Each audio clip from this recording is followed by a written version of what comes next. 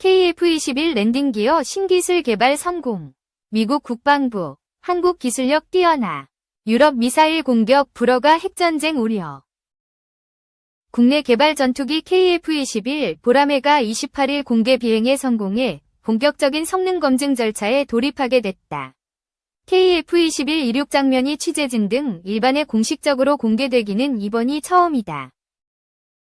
방위사업청은 이날 경남 사천의 공군 제3훈련비행단 활주로에서 KF-21 최초 비행 성공 기념 행사를 열었다. 행사에서는 총 6대의 KF-21 시제기 중 1호 기가선도 시험기로 나서서 랜딩 기어를 접고 약 19분간 창공을 날았다. 누적 1881시간의 비행 기록을 보유하고 있는 공군 제52 시험평가전대 소속 안준현 중령, 진. 은 오후 2시 50분 무렵 현장 활주로에서 1호기를 이륙시키며 랜딩 기어를 완전히 접었다. 최대 고도 약 5,000에서 9,000피트까지 상승한 안중령은 사천 일대 공역에서 정상적으로 비행을 마치고 오후 3시 9분 무렵 활주로에 착륙했다. 안중령은 착륙 후 항공기 KF-21가 워낙 잘 컨트롤됐다. 고성능을 호평했다. 앞서 KF-21 시제 1호기는 7월 8일 첫 활주 시험에 성공했다.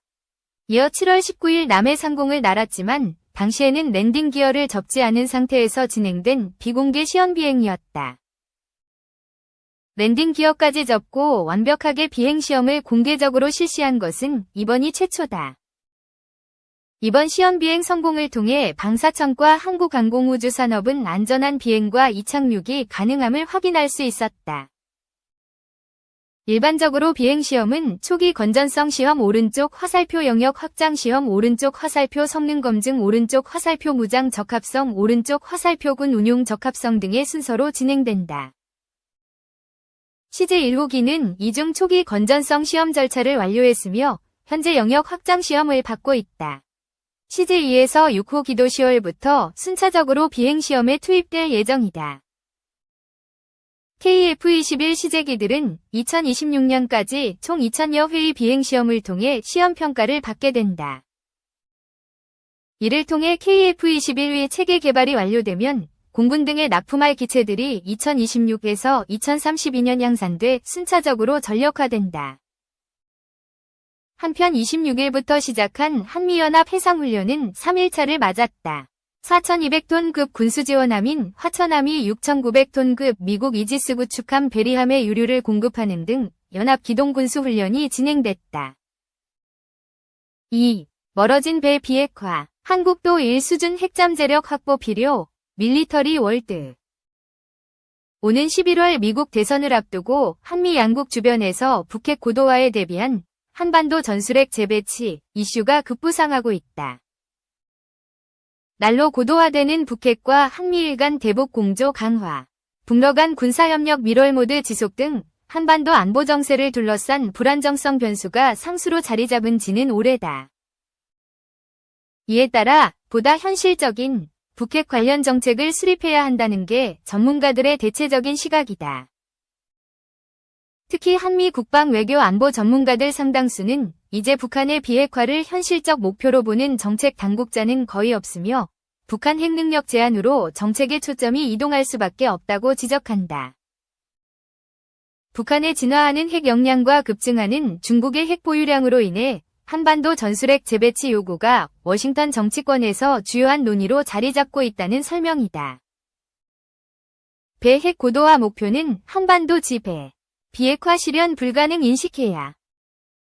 8일 외교 및 국방당국 등에 따르면 최근 한미연합사 작전참모를 역임한 한국 상황에 정통한 전문가인 데이비드 맥스웰 아태전략센터 부대표는 미국의 소리방송과의 대담에서 북한의 핵무기는 방어용이라는 한국 진보 진영의 오랜 주장에 대해 근시안적 시각이며 북한 역사에 무지한 것이라고 짚었다.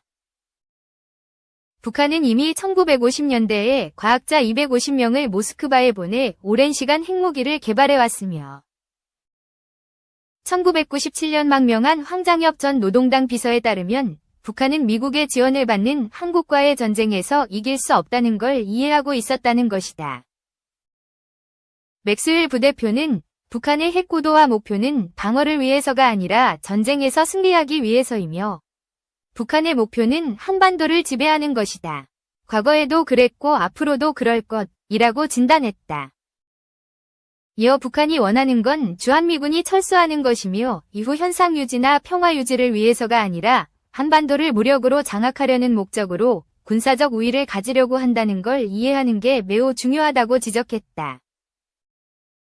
그는 지난 30년 동안 비핵화 정책이 실패한 것은 북한 정권의 본질과 목표, 전략에 대한 우리의 잘못된 가정 때문이며 김정은이 국제사회의 책임있는 일원으로서 선의로 협상할 것이라고 믿은 것이라고 봤다. 그러면서 우리는 억지력, 군사준비태세, 동맹을 계속 강화 유지해야 하는 시점에 있으며 동시에 이제 다른 정책으로 전환할 시점이 됐고 비핵화가 가치 있는 목표이지만 김정은이 권좌에 있는 한 실현 불가능하다는 걸 인식해야 할 때라고 밝혔다. 미일 지지하는 윤 8.15 통일 독트린은 기회. 군사 전문가들은 북한의 핵 위협과 변화하는 환경에 맞춰 새로운 증거를 찾고 전술적 유용성 면에서 다양한 선택지를 개발하고 있으며 북한과 중국이 제기하는 위협에 대응. 한국의 전술핵을 재배치를 포함해 국가안보 지도자들에게 더 나은 옵션을 제공하고 있다는 설명이다. 최근엔 북한은 새로운 움직임을 보이고 있다. 북한이 잠수함 13척을 국제해사기구에 처음으로 등록했다가 하루 뒤 관련 정보를 모두 삭제했다. 이는 북한이 러시아 해군과 함께 서태평양에서 작전을 수행할 수 있는 기반을 마련하려는 사전작업 모색일 수 있다는 분석도 제기되고 있다. 북한은 또 최근 40년이 넘은 240mm 방사포를 개량해 시험 사격을 진행하고 우크라이나 전쟁에서 러시아가 사용했던 드론과 유사한 자폭 드론 성능 시험을 공개했다. 이란이 제작해 러시아에 제공한 샤이드 드론과도 유사한 형태다. 맥스웰 부대표는 다행히 캠프 데이비드 정상회의에서 한미일 정상은 자유롭고 통일된 한국을 지지하겠다고 약속했다. 최근 윤석열 대통령이 발표한 8.15 통일 독트린은 자유민주주의 법치 인권에 기초해 북한 내부의 변화를 끌어내는 구상이라는 점에서 기회이다. 차기 미국 정부는 공화당이든 민주당이든 그 계획을 전폭적으로 지지해야 할 것이라고 강조했다. 미 대선 후 변화 고려, 1수준 핵잠재력 확보 시급, 한국의 자체 핵 보유를 반대하는 전문가들은 핵무장을 추진하면 국제사회의 제재로 한국 경제가 파탄에 이르는 한국판, 고난의 행군을 해야 할 것이라고 주장하는데 이 같은 주장은 독자적 핵무장에도 여러 단계와 형태, 경로, 방식이 있을 수 있는데 그것을 전혀 고려하지 않고 있다는 진단도 제기됐다.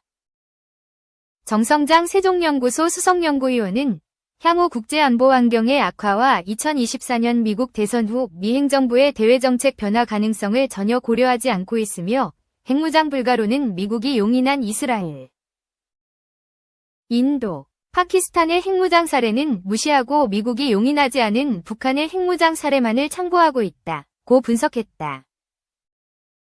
또 북한이 올해 미 대선을 앞두고 전술 핵탄두를 가지고 제7차 핵실험을 감행하면 독자적 핵무장에 대한 관심이 한국 사회에서 더욱 커질 것이라고 그는 전망했다. 그러나 국민 전체의 70% 내외의 높은 독자 핵무장 지지율에도 불구하고 핵무장은 여론조사에 위지할 수 있는 문제는 아니다. 또 여론조사의 문항에서도 한국의 독자 핵무장 강행 시 한미동맹 와해와 주한미군 철수, 국가 신인도의 하락으로 주가 폭락 등 상당 기간 경제적 제재 가능성이 있음에도 독자 핵무장을 지지합니까? 와 같은 당위성보다는 다양한 가능성과 실상을 알리는 왜곡되지 않은 정확한 여론조사도 필요해 보인다. 핵잠재력이란 핵무기를 실제로 만들지는 않아 핵확산금지 조약을 위반하지 않지만 단기간에 핵무기를 만들어 배치할 수 있는 경우를 말한다. 핵잠재력은 NPT에 의해 금지되지 않기 때문에 이것은 조약에 대한 차선책으로 일본 옵션이라고 불린다. 일본은 핵무기를 신속하게 개발할 수 있는 완전한 기술력을 갖춘 국가 또는 핵폭탄을 만들 수 있는 재료, 전문 기술 및 기술 능력이 있는 것으로 간주된다. 미국 전략국제문제연구소 산하 핵이슈 프로젝트는 일본이 드라이버를 한 번만 돌리기만 하면 될 정도로 핵무장에 가까이 다가갔다는 견해를 내놓았다. 한국은 독자 핵무장론과 전술핵 재배치 이전에 일본 수준의 핵재 처리가 허용된 핵잠재력 확보를 위한 전략과 실행이 시급하다고 전문가들은 제언했다.